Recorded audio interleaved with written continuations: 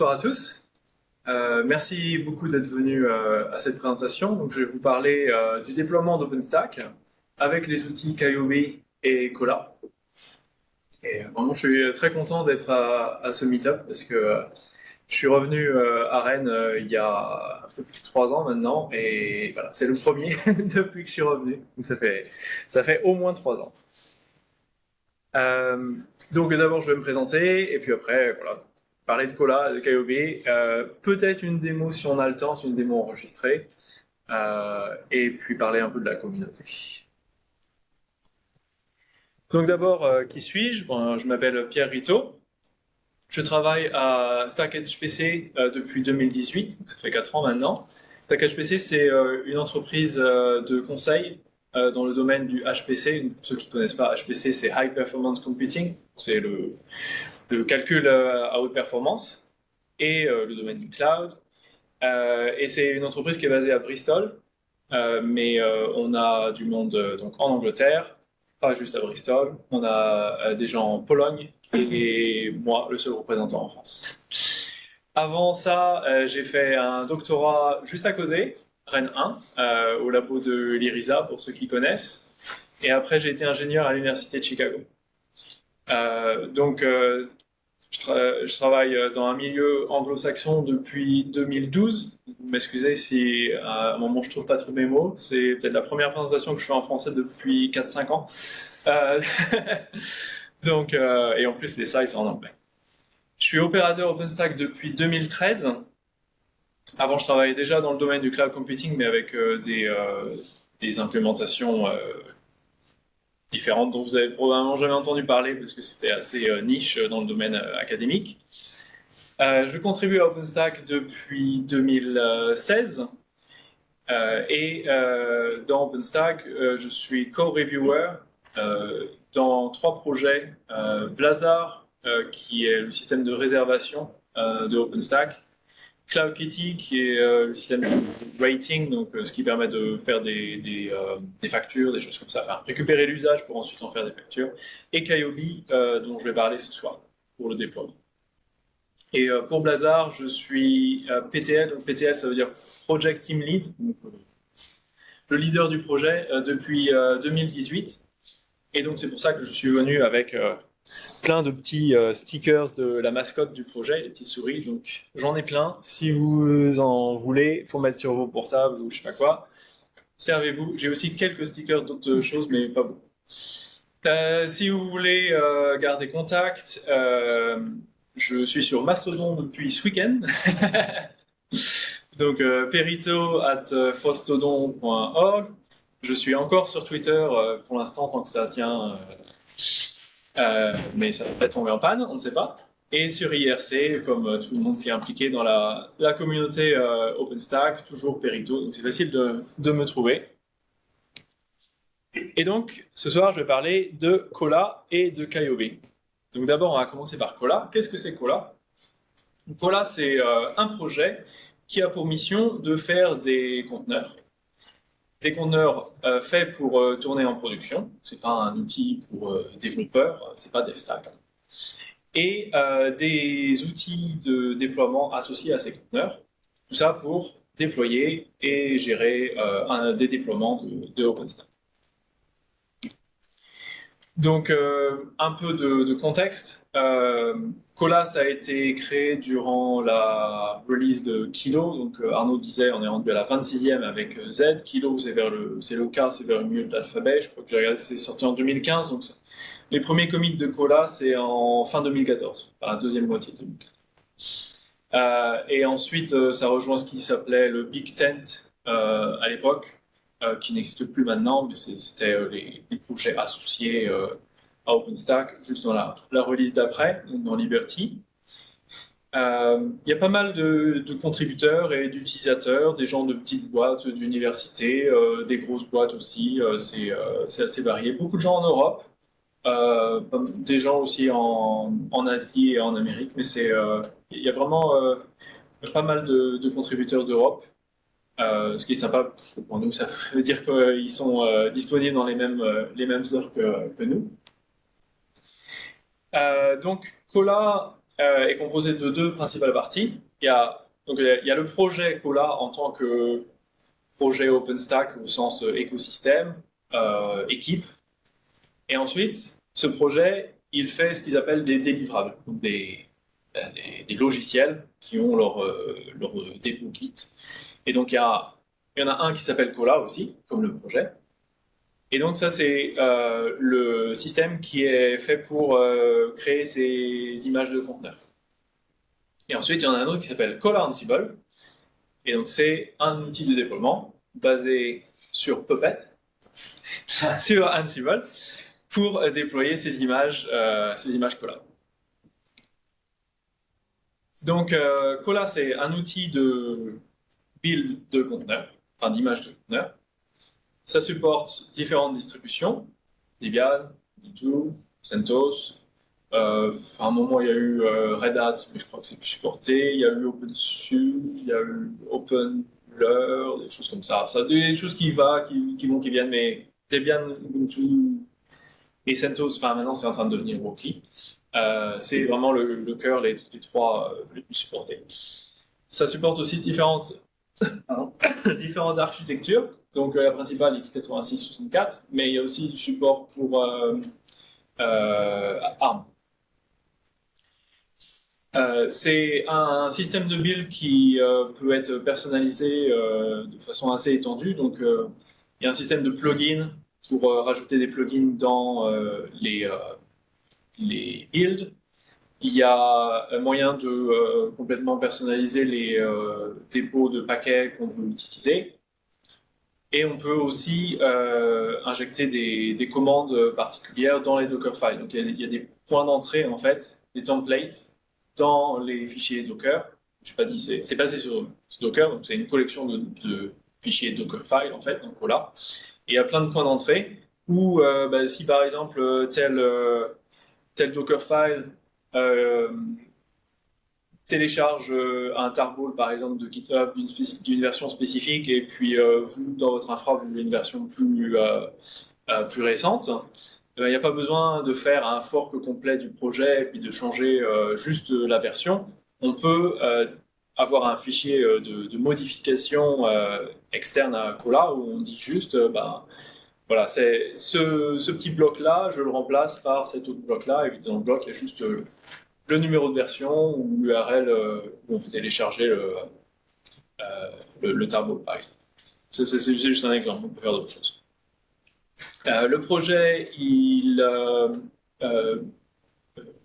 build ses images tous les jours et il les publie, je crois que c'est toutes les semaines, sur key.io dans le namespace openstack.cola et sur Docker Hub dans le namespace Cola. Et donc, la version actuellement supportée qui est Yoga, Cola est un projet qui, dans le contexte OpenStack, est cycle trailing. Ça veut dire qu'il est relisé après la sortie de OpenStack général. Donc, Z est sorti au mois d'octobre et souvent ça prend entre 1 et 3 mois pour Cola pour finaliser. Comme ils font le packaging de tout ce qui est dans OpenStack, il faut s'assurer que toutes ces choses qui viennent d'être sorties début octobre, par exemple, fonctionnent bien ensemble. Et puis, souvent, c'est pas forcément les projets OpenStack qui posent problème, mais aussi les dépendances externes, RapidMQ, MariaDB et tous ces trucs. Donc, pour l'instant, c'est encore Yoga. Cette version, elle supporte CentOS Stream 8, Debian Bullseye et Ubuntu Focal. Et donc, dans la version Z qui va sortir, j'espère, avant Noël, ça sera Rocky Linux à la place de CentOS. Il y aura sans doute encore du support pour CentOS dedans, mais ce sera plus pour les développeurs pour vérifier quand les choses cassent. Mais pour les utilisateurs finaux, ça sera Rocky Linux 9, du coup, je ne l'ai pas mis, mais ce sera 9. Toujours Debian Bullseye et Ubuntu Jammy qui est le 22.04. Donc ça, c'est pour la partie Cola. Et donc Cola Ansible, c'est un outil de déploiement qui utilise Ansible pour prendre toutes ces images et les déployer sur votre infra. Il est conçu pour déployer un système qui est hautement disponible. et qui peut passer à l'échelle. Il supporte plus de 50 différents services, donc quasiment tous les services officiels de OpenStack sont supportés. Les trucs qui sont... OpenStack, c'est vraiment un gros projet. Il y a des projets qui sont très actifs, des projets principaux, Nova, etc. Mais il y a des projets vraiment autour de l'écosystème qui ont juste un développeur et ça vivote, disons. Donc tout n'est pas supporté dans ces projets. Ce qui est vraiment puissant, c'est que en tant qu'opérateur OpenStack, on peut facilement personnaliser toute la configuration du système. Ça supporte les mises à jour avec très peu de downtime et beaucoup de flexibilité. On peut rajouter toutes les options qu'on veut. C'est vraiment, vraiment puissant de ce côté-là. Et je dois rajouter aussi, ça vient avec des défauts. Enfin, je participe aussi à Code Ansible. On essaie au maximum de mettre des options de configuration par défaut qui font sens.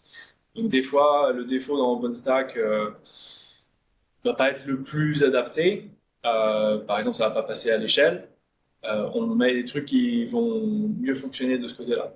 Ou alors, on configure le système sous-jacent pour éviter les problèmes quand on passe à l'échelle.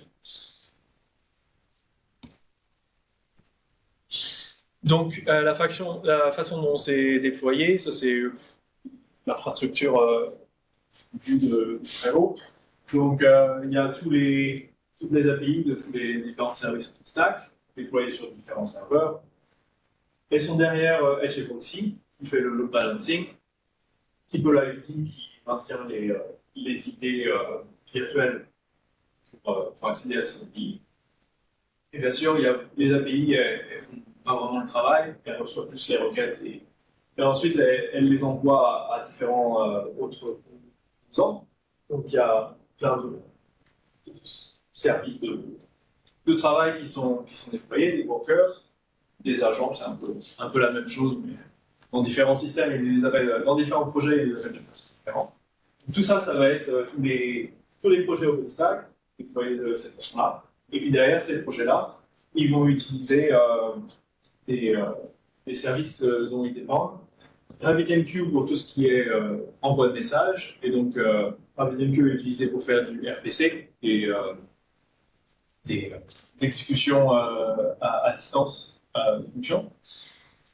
MariaDB pour stockage SQL, Libvirt pour la virtualisation des VM et Open vSwitch pour le réseau virtuel. Et bien sûr, il y a encore plein d'autres composants, mais là, c'est une vue de très haut. Alors, pourquoi mettre OpenStack dans des conteneurs? Parce que tous les systèmes de déploiement d'OpenStack ne font pas ça. Bon, il y a des avantages. Déjà, ça permet de rendre les choses beaucoup plus répétables, parce que tout est packagé. On déploie une image et on sait que c'est cette image-là, avec cette version du code, ça ne change pas. Donc, immutable, désolé, je ne sais pas le traduire, aussi. On installe le logiciel est installé dans le conteneur au moment où on fait le build. Et donc, comme ça, vous faites all build une fois, vous la testez dans staging, elle fonctionne, vous la déployez en prod, c'est la même version.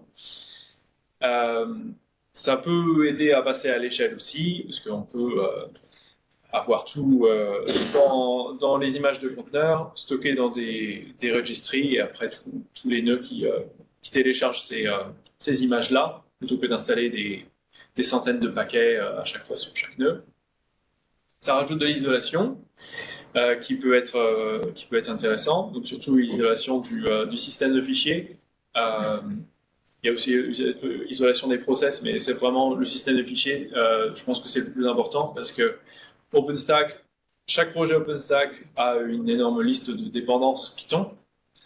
Et si vous avez déjà fait une installation d'OpenStack de plusieurs projets sur une même machine directement sur l'OS système, sans utiliser de virtualen, Vous avez pu voir que c'est très facile d'avoir des conflits si on met à jour telle version de Nova par exemple, ça va faire un conflit avec les dépendances qui sont encore là pour Neutron, et enfin voilà, c'est le gros bazar.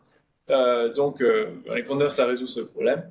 Il n'y a pas d'isolation de la façon dont c'est déployé pour le réseau, parce que la façon dont est déployé, enfin, dont est manipulé le réseau par tout ce qui est euh, Neutron et les dépendances, Open vSwitch, IP tables, etc.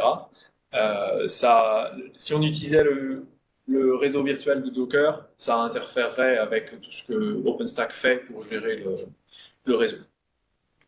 Et ça rend aussi, utiliser les conteneurs, ça rend aussi très facile de faire des mises à jour, parce qu'on a le conteneur de l'ancienne version, et on peut le remplacer par le conteneur de la nouvelle version, après avoir fait les mises à jour, enfin les migrations de la base de données. Donc ça c'est pour la partie conteneur. Maintenant pourquoi Ansible? Donc Ansible c'est une solution de déploiement parmi d'autres. Elle a des avantages, des inconvénients. Je vais lister les avantages ici, on va discuter des inconvénients après. euh, donc elle est installable sur n'importe quel OS plus ou moins. C'est relativement simple, parce que bon, c'est du YAML, ça se lit assez bien. Quand on fait des trucs pas trop compliqués, c'est relativement simple. Quand vous voulez faire des trucs asynchrones dans tous les sens, c'est compliqué. Mais bon, ça, c'est un peu tous les systèmes de déploiement qui sont comme ça.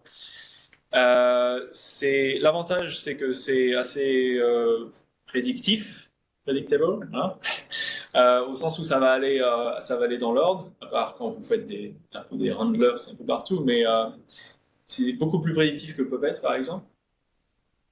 Et comme OpenStack est compliqué à déployer, quand même beaucoup de services, du coup ça rend les choses plus faciles.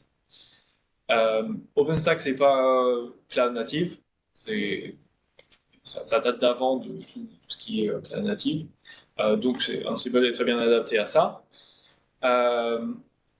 Ça nous permet de faire du placement statique, de décider, voilà, mes deux serveurs qui font tourner les API, ça peut être ça, mes autres nœuds, ça peut être ça. Et on peut très facilement limiter les exécutions d'Ansible à certains nœuds ou certains services. Donc ça, c'est pour la partie Cola Ansible. Donc vous pouvez utiliser Cola et Cola Ansible sans utiliser Kyobe et faire votre déploiement d'OpenStack. Même, il y a plein de gens qui font ça dans l'industrie. Mais donc mon entreprise, Stack HPC, a créé Kyobe il y a quelques années. Et donc la raison pour ça, c'est qu'il y avait des choses qui manquaient, enfin, je trouvais qui manquaient dans l'Ansible. La première, donc la raison principale, c'est que Ansible suppose que vous avez déjà des serveurs avec qui sont déjà déployés, ils ont déjà un système d'exploitation et qui sont déjà prêts à avoir Docker d'installer. Donc il n'y a pas de système de déploiement du serveur physique depuis rien. Ce qui est très pratique quand vous créez un cloud, il faut pouvoir déployer vos contrôleurs, vos nœuds hyperviseurs, etc. Ansible a très peu de configuration du système d'exploitation, qui peut installer Docker, il peut faire un petit peu de configuration de syscontrol sur Linux, je crois, mais c'est à peu près tout ce qu'il peut faire. Et il n'y a pas d'intégration du contrôle des serveurs bare metal, ou bare metal c'est les serveurs physiques, si c'est ça qui est offert aux utilisateurs plutôt que des machines virtuelles. Dans certains clouds, on peut proposer des machines physiques en tant que produit donné aux utilisateurs, enfin offert aux utilisateurs, et Ansible n'offrait pas les outils de contrôle pour gérer ce pool de serveurs. Donc, Kyobi a été créé. La raison pour laquelle ça s'appelle Kyobi, c'est parce que c'est pour dire K-O-B pour Cola on Bifrost. Cola sur Bifrost. Je vais expliquer dans un moment ce que c'est Bifrost. Donc, ce que ça rajoute, c'est le déploiement de serveurs physiques en utilisant cet outil qui s'appelle Bifrost. Ensuite, la configuration du système d'exploitation. Aussi, la gestion du réseau, donc des configurations des switches. Il génère l'inventaire Ansible pour Cola Ansible. Donc, comme je disais, des outils pour gérer les nœuds bare metal s'il y en a, et aussi une ligne de commande à la OpenStack facile à utiliser. Et donc c'est implémenté, enfin c'est construit avec surtout des playbooks Ansible et aussi un peu de Python pour coller tout ça ensemble. Donc ça c'est les composants. Donc Kyobe, il y a la ligne de commande, les playbooks, et ensuite ça repose sur Cola avec ses images, Cola Ansible qui gère les conteneurs déployés de ces images, et Bifrost qui est un packaging en fait de Ironic, qui est le service qui gère le déploiement sur nœuds physiques. Donc, je vais expliquer tout ça.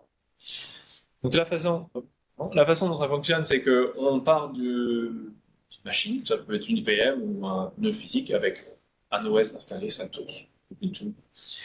Et on installe Kyobe, et Kyobe installe automatiquement Cola Ansible dessus.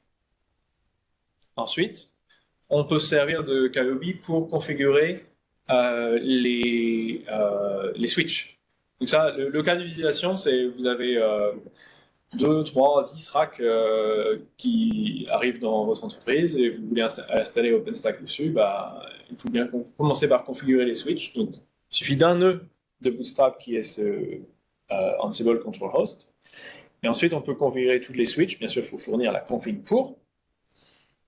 Ensuite, on déploie ce qu'on appelle un nœud seed. Et ce seed, c'est ce qui va faire tourner Bifrost, qui est le packaging de Ironic, en version standalone en fait. Ça tourne. Ironic, c'est un composant de OpenStack, mais dans Bifrost, il tourne tout seul. Il n'a pas besoin d'autres projets. Et donc, ce Bifrost, il va déployer tous les nœuds désolé, en français, là, j'ai les limites du control plane. Donc, les contrôleurs, les nœuds réseau, les nœuds de monitoring, votre stockage, et tout ce qui est hyperviseur, donc vos nœuds qui vont faire tourner des VM. Donc, tout ça, ça va être déployé de zéro, juste en faisant du Pixie Boot et en déployant une image d'un OS dessus. Ensuite, optionnellement, si vous avez un OpenStack qui offre des nœuds physiques aux utilisateurs, eh bien, du coup, on va avoir un autre Ironic ici dans le OpenStack qui va gérer le déploiement de ces nœuds. Ça, Kyobe ne gère pas, n'est pas inclus, n'est pas involved, désolé, j'arrive pas à trouver, dans ce qui se passe ici. Et donc là, l'animation, ce qui est bon, c'est la séquence de déploiement. On a le nœud de contrôle au début. Il configure les switches. Donc là, par exemple, on a 3 racks qui configurent les leaf switch dans chaque rack et le core en haut. Ensuite, sur un autre nœud, ou possiblement sur le même, on déploie Bifrost dans ce nœud seed. Et ensuite, Bifrost est utilisé pour déployer le control plane avec les différents contrôleurs, le stockage, les hyperviseurs pour les VM, et puis ça c'est les nœuds physiques pour les utilisateurs, donc ça on va à ce stade-là. Combien de temps j'ai à peu près? 10 minutes à peu près. Donc la partie gestion des switches. Ça utilise tous les modules Ansible pour gérer la configuration des switches. Ça prend une configuration statique, mais qui peut utiliser le langage de template de Ansible. Donc, si vous avez vos VLAN dans des variables, vous pouvez les utiliser dans la config, donc c'est assez lisible. Ça prend la liste des switches dans l'inventaire Ansible, et ensuite ça applique ça. Et donc on supporte Arista, Cumulus, Linux, toutes les variantes de Dell OS, Juniper, Mellanox. Et c'est assez facile en fait de rajouter une autre version, parce que comme on utilise ces modules Ansible, en fait Ansible, si par exemple il a du support pour, je sais pas moi, Brocade ou Cisco, c'est assez facile c'est juste une petite surcouche à ces modules-là. Ensuite, le seed host, donc le nœud seed, c'est celui qui fait tourner Bifrost. Donc Bifrost, c'est le système qui va déployer tous les nœuds depuis zéro, qui va déployer un OS dessus. Ça correspond à ce que TripleO, qui est un autre système de déploiement dans OpenStack, utilise pour le Undercloud, sauf que eux, ils déploient vraiment un vrai OpenStack avec différents services pour faire la même chose. Et donc, ce nœud seed peut être déployé comme une VM, c'est souvent ce qu'on fait. La façon dont on déploie souvent, c'est que le nœud duquel on fait tourner Kyobi, il est aussi configuré comme un hyperviseur, et on démarre Bifrost dans une VM sur cet hyperviseur. Et l'avantage, c'est que ça permet facilement compartimentaliser Bifrost. Donc, qu'est-ce que contient Bifrost? Ça contient OpenStack Ironic, donc le service qui peut faire du déploiement d'un OS sur un serveur physique. Une extension de Ironic qui s'appelle Inspector, qui en fait gère la découverte de tout ce qui est matériel dans le cluster. En fait, on démarre toutes les machines, elles vont automatiquement monter sur le réseau. Elles vont démarrer d'un kernel stocké dans Ironic, et elles vont exécuter tout un tas de diagnostics et de benchmarks, envoyer tout ça à l'inspecteur, et ensuite toutes ces données vont être gardées dans l'inspecteur. Il y a un langage qui permet d'analyser ces données et puis de transformer un peu les données pour ensuite faire la configuration finale des nœuds. Et aussi, on peut extraire, par exemple, les résultats des benchmarks et faire tourner des petites analyses dessus. C'est ce qu'on fait quand on déploie un rack de 100 machines, par exemple. On prend les résultats de tous les benchmarks et puis on vérifie que tous les nœuds ont juste je sais pas, 2% de variance dans les benchmarks CPU, par exemple. Et s'il y en a une qui est 25% plus lente, il y a un problème de matériel ou de configuration. Et Bifrost, ça contient aussi quelques dépendances pour faire fonctionner tout ça. Donc DNSMask, c'est utilisé pour le DHCP. Nginx je crois que c'est pour stocker des trucs de l'inspecteur. MariaDB pour la base de données MySQL. Et Disk Image Builder, c'est pour construire des images d'OS, un peu comme Packer, si vous connaissez Packer de HashiCorp, mais différentes. Voilà. Ça fait partie de OpenStack. C'est très bien pour construire des images de VM OpenStack, et surtout des images bare metal OpenStack. C'est pas forcément aussi avancé que Packer, mais c'est très utile dans ce contexte-là. Bifrost est déployé avec Ansible aussi, et je vais plus ou moins tout expliquer déjà ici. Une autre chose qu'on peut faire, que je n'ai pas montré dans les diagrammes avant, parce que c'est une nouvelle fonctionnalité, c'est déployer des VM supplémentaires pour tout ce qui est service à l'infrastructure. Donc, un OpenStack basique, il va avoir besoin d'un RabbitMQ, MySQL et tout ça. Mais souvent, ce qu'on fait, nous, c'est qu'on rajoute d'autres services qui peuvent être utilisés par OpenStack lui-même. 30 minutes. Je vais me déboucher de finir.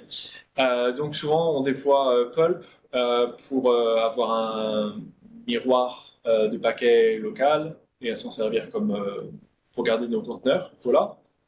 On déploie Squid si on veut avoir un proxy HTTP, Wazoo pour faire du monitoring de sécurité, puis c'est des VM, vous mettez ce que vous voulez dedans. D'autres trucs de monitoring, par exemple.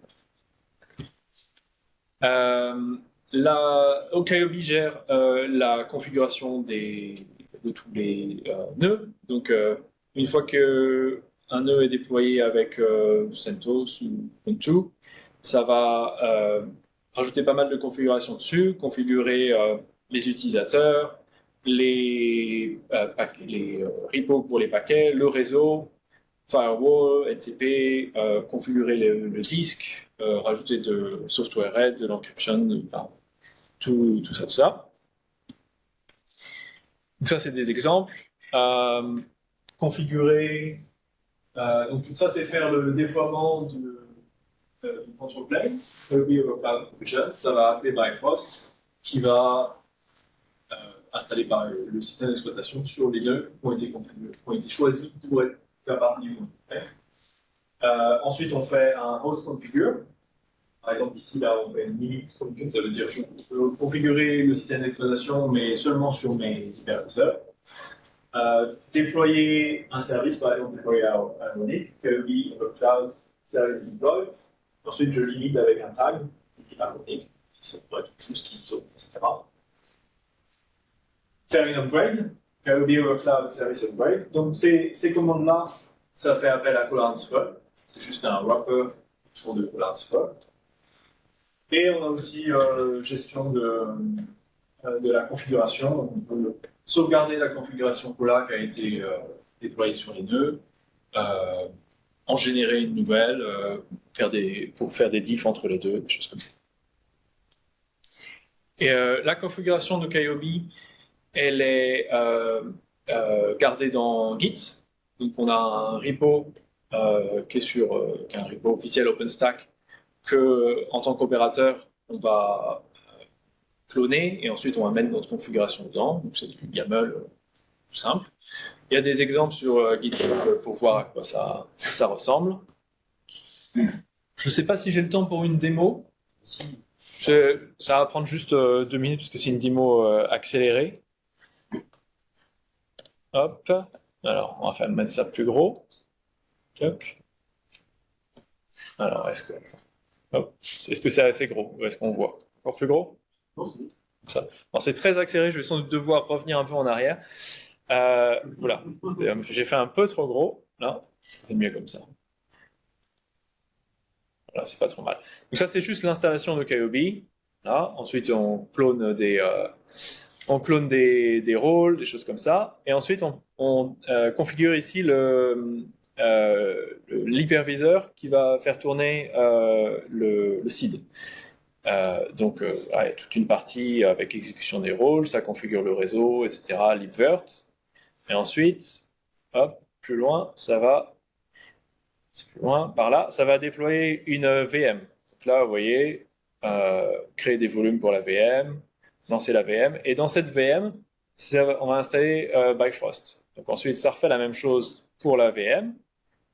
C'est les mêmes rôles qui sont utilisés, donc ça se répète, c'est juste que c'est un autre nœud qui est déployé. Donc, on est que tout début là, mais voilà. Donc ça va déployer Bifrost dans cette VM, donc c'est tout ça. Hop, hop, là il y a une erreur. Non, c'est normal, c'est parce que comment dire, l'image de conteneur n'était pas disponible. Donc elle est récupérée. Toc. On récupère l'image de conteneur depuis le registry. Docker, hop, voilà. Là, on clone toutes les images de VM, on clone tous les conteneurs pour OpenStack en même temps, donc on y est, donc Nova, Neutron, Keystone, etc. Donc voilà, c'est une grosse partie de la démo, c'est là. Et donc une fois qu'on a ça, une fois qu'on a ça, on commence le déploiement, je crois. Alors, tchouk. Non, donc ça, c'est encore la VM. Hop.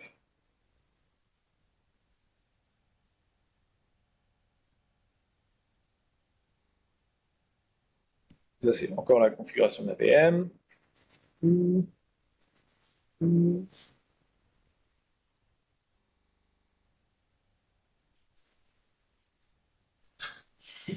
Ouais, ça prend un peu de temps.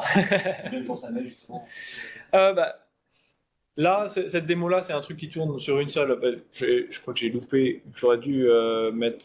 Enfin, je vais me remettre sur ma présentation. J'avais un peu de contexte. J'ai oublié de montrer ça d'abord.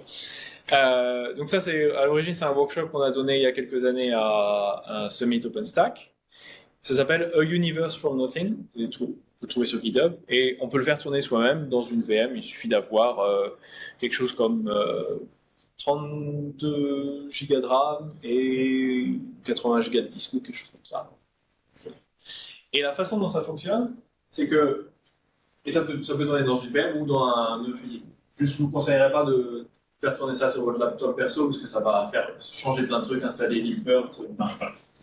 Donc, vous prenez une VM ou un nœud physique, serveur vide, et dans ce nœud-là, il va créer un bridge qui va être en fait le réseau virtuel pour ce déploiement. Et ensuite, il va créer 3 VM, une VM seed, qui va faire tourner Firefox, et une VM qui va être contrôleur 0, donc deux contrôleurs pour OpenStack, et une VM compute 0 qui va être l'hyperviseur. Là-dedans, il va déployer tous les conteneurs OpenStack avec Ansible pour faire tourner les services, donc RabbitMQ, Jacuzzi, Galera, et Keystone, Nova, etc. Dans Compute, il va faire tourner les trucs qui ont besoin de l'hyperviseur. Et ensuite, on aura la possibilité de lancer une VM OpenStack cette fois-ci. Ces VM-là, c'est des VM Libvirt simples lancées avec Libvirt. Ça sera une vraie VM OpenStack lancée par Nova. Bien sûr, si ça c'est une VM, alors ça c'est une nested VM, et ça c'est une double nested VM. Donc voilà, c'est pas pour faire tourner du Kubernetes dedans après. Hein. Voilà, donc ça j'ai oublié de montrer ce bout-là. Et donc l'idée c'est que là on avait déployé la partie seed. Et ensuite, oh là là, plein de trucs. Voilà. Et ensuite on passe au déploiement des VM compute et contrôleur.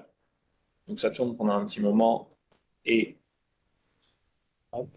donc la partie qu'on voit pas quand on le fait tourner mais qui se passe derrière, je vais peut-être plutôt expliquer ça parce que c'est plus intéressant. La partie qui est vraiment sympa, c'est qu'en fait, ces VM-là, elles sont vues comme des nœuds physiques par le Bifrost qui est ici. En fait, Bifrost ici, il envoie des commandes ELMI à un composant qui s'appelle VirtualBMC, qui transforme ces commandes, qui sont des commandes pour contrôler des nœuds physiques, en commandes libvirt pour démarrer ou éteindre les VM. Donc ça simule en fait des nœuds physiques. Et donc ça nous permet, nous on utilise ça pour faire du test en fait, pour vérifier que le système fonctionne bien, sans avoir à utiliser vraiment de machines physiques. Donc ça c'est tout le démarrage des faux nœuds physiques qui sont en fait des VM. Tout ça, voilà, là. Et ensuite, une fois qu'on les a déployés, alors c'était juste par là, une fois ici ils sont inspectés. Donc là, on découvre leur configuration. Ensuite, un OS est déployé dessus. Donc ça, c'est fait par Bifrost. Et ensuite, une fois qu'on a ça, on peut cette fois-ci configurer le contrôleur, le compute, et déployer OpenStack. Donc la partie déploiement OpenStack, c'est tout ce bout-là. C'est tout ça, ça va déployer Nova, Keystone, etc. Hop. Ça, de bout en bout, ça dure peut-être 1 heure. Donc c'est pour ça que j'ai pas fait en temps réel. Voilà. Et à la fin, on arrive à un OpenStack qui fonctionne. Donc, il y a un petit peu de configuration pour installer une image, donc Syros, créer un réseau neutron, et à la fin, on peut, ça doit être par ici, quand on a le système de déployer, on peut faire tourner cette commande-là. Vous ne voyez peut-être pas parce que c'est tout en bas, si je vais la faire monter.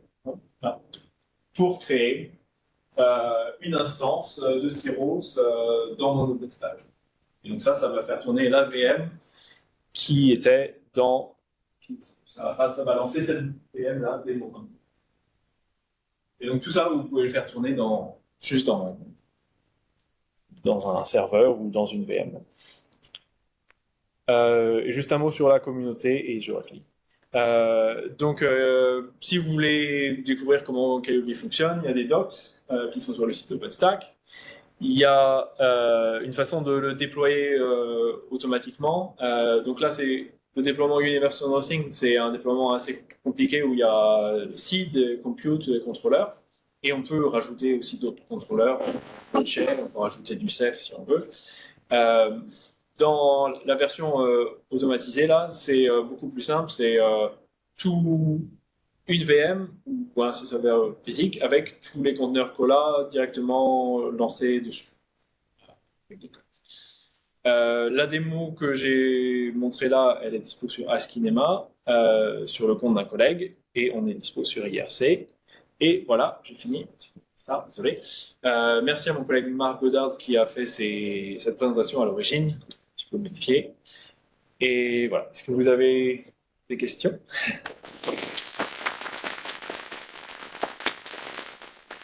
Voilà. J'en ai une sur la partie équipement réseau que tu as dit qu'au début, c'est-à-dire que l'équipement réseau a déjà une configuration pour être consommé par Ansible, ou au moins une IP de management. Il faut comme il faut une IP,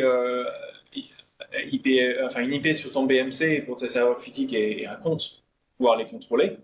De la même façon, il faut aussi avoir une IP sur les serveurs et un compte admin pour pouvoir injecter la config. Ok, donc il n'y a pas de provisioning du carton directement des équipements, il faut que tu sois passé sur... Complètement. Enfin, j'ai mon collègue qui a fait les slides, là, qui est le créateur de KOB à l'origine. Il avait fait une partie sur la partie nœud physique où il y avait aussi du provisioning des BMC avec DHCP. Je ne sais pas si on s'est attaqué à la partie switch. Merci. Bon. Juste donc, faire la partie Redfish, vu que c'est ironique, tout ce qui est VMC Redfish, donc ça aussi utilisé Ouais. pour le matériel. Donc historiquement c'est IPMI qui est utilisé, mais Ironic il supporte des choses propriétaires entre guillemets comme iDRAC chez Dell. Mais maintenant beaucoup Redfish et on l'a utilisé sur pas mal de déploiements récemment. On fait ça aussi. Est-ce qu'il n'y a pas, ou est-ce qu'il n'y a pas eu, passé à un moment donné, un projet pour essayer de voir si c'était pertinent de faire tourner ces développements-là en Kubernetes?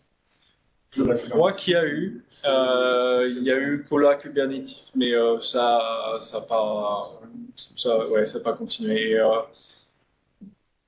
Ça rajoute quand même pas mal de complexité. C'est déjà un système complexe. Donc, il y en a qui font tourner leur système, leur OpenStack, leur système de contrôle d'OpenStack dans Kubernetes, mais voilà, faut avoir confiance en les deux pour garder un système stable.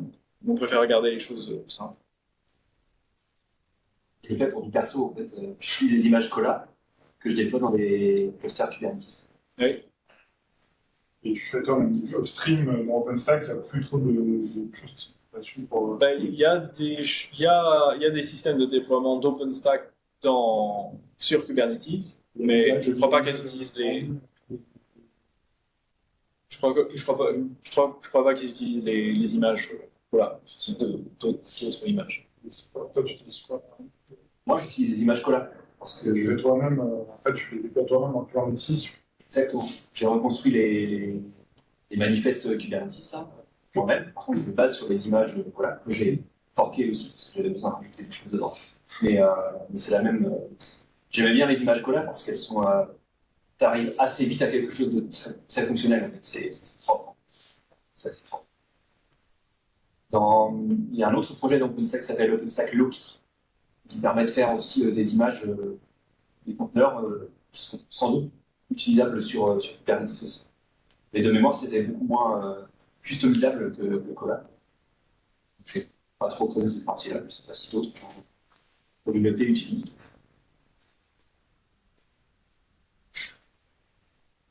Une question.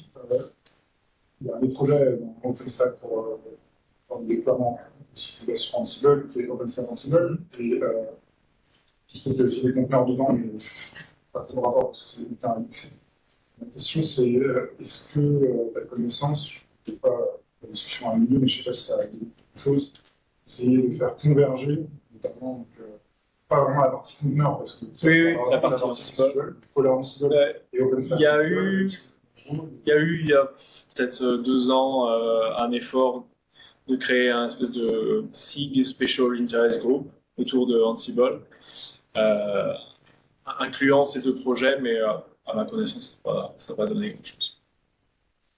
Par manque de temps. C'est par manque de temps surtout, ouais. Donc on connaît pas trop les spécificités de l'autre, on n'a pas trop utilisé l'autre système de déploiement, et puis les communautés se parlent pas tant que ça.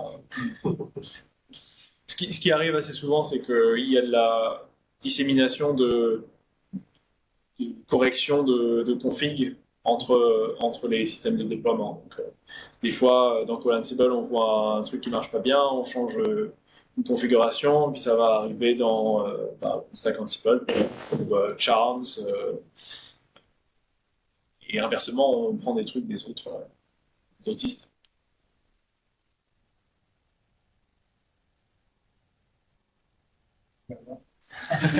On voulait parler de monitoring, et un peu plus tard, après, tu donnes des exemples du fait que faire tourner des VM, faire tourner des outils supplémentaires. La question, c'est plutôt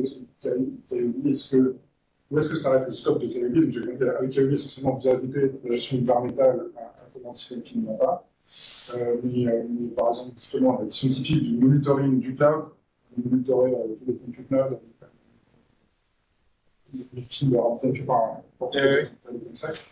Est-ce que vous faites quelque chose pour ça ou c'est juste la possibilité de faire une VM et ensuite c'est dans KOB, on fournit juste la possibilité de déployer une VM, après tu déploies ce que tu veux dessus.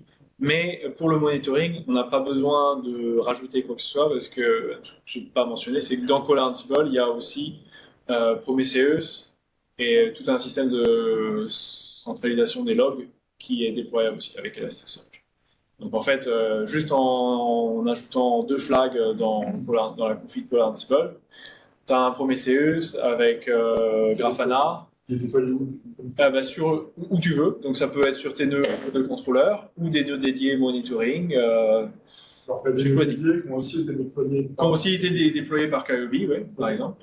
Donc souvent, c'est ce qu'on fait.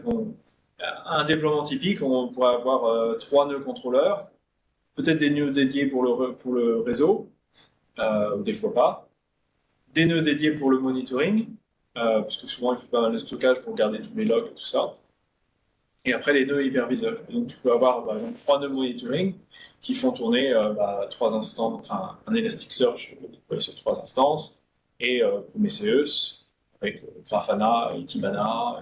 Et de l'autre côté, capable aussi de déployer les exporteurs.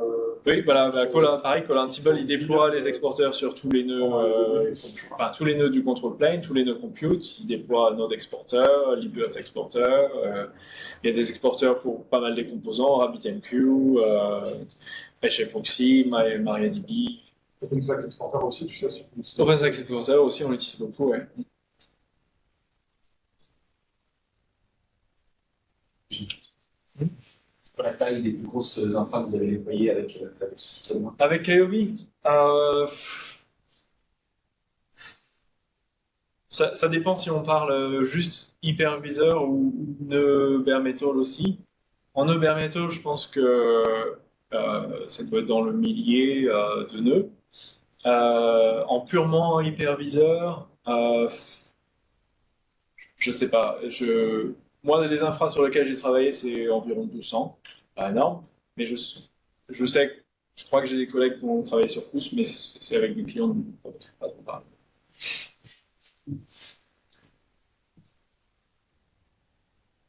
Et juste donc dans la démo, là, les contrôleurs étaient virtualisés, mais c'est vraiment pour la démo ou est-ce que ce mécanisme aussi crée des VM pour les contrôleurs? Non, c'est purement pour la démo. C'est plutôt les contrôleurs vont plutôt être- Les contrôleurs, ouais, on fait tout le temps en déploiement sur du bare metal, tout ce qui est contrôleur, compute bien sûr, et monitoring.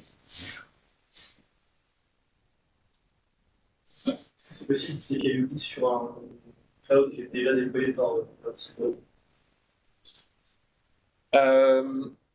Donc on peut pas enfin on peut l'utiliser, mais il va falloir intégrer, il va falloir prendre la config Call Ansible existante et l'intégrer à Kyobe. Il n'y a pas vraiment de façon automatisée de faire ça pour l'instant. Parce qu'en fait, la façon dont ça fonctionne actuellement, c'est que Kyobe génère la config et l'inventaire pour Call Ansible. Donc si on a déjà une config et un inventaire Call Ansible, en fait, il va falloir l'extraire et le mettre dans Kyobe. C'est quelque chose moi je l'ai fait moi-même il n'y a pas longtemps pour un client, mais on n'a pas d'outils. C'est pas un truc qu'on fait très souvent, donc on n'a pas d'outils automatisés pour faire ça.